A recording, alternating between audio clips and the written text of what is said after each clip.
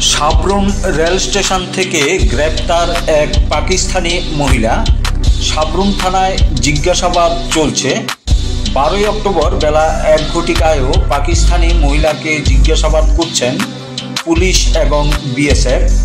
গতকাল রাতে Kanchenjunga express train দিয়ে সাবরুম আসেন এই মহিলা।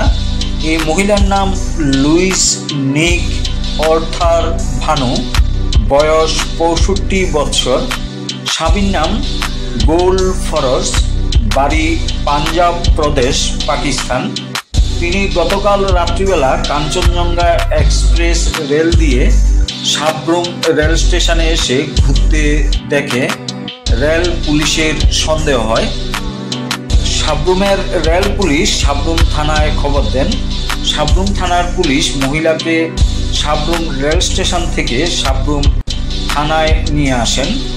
আজ সকাল থেকে মহিলাকে টানা জিজ্ঞাসাবাদ করছেন পুলিশ এবং বিএসএফ। প্রাথমিক জিজ্ঞাসাবাদে জানা যায় মহিলার বাড়ি পাকিস্তান।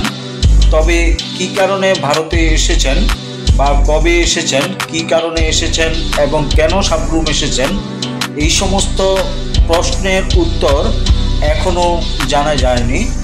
পুলিশের জিজ্ঞাসাবাদের পর গোটা বিষয় পুলিশ সাংবাদিকদের জানাবেন বলে জানান সাবরুম মহকুমা পুলিশ আধিকারিক নিত্যানন্দ সরকার।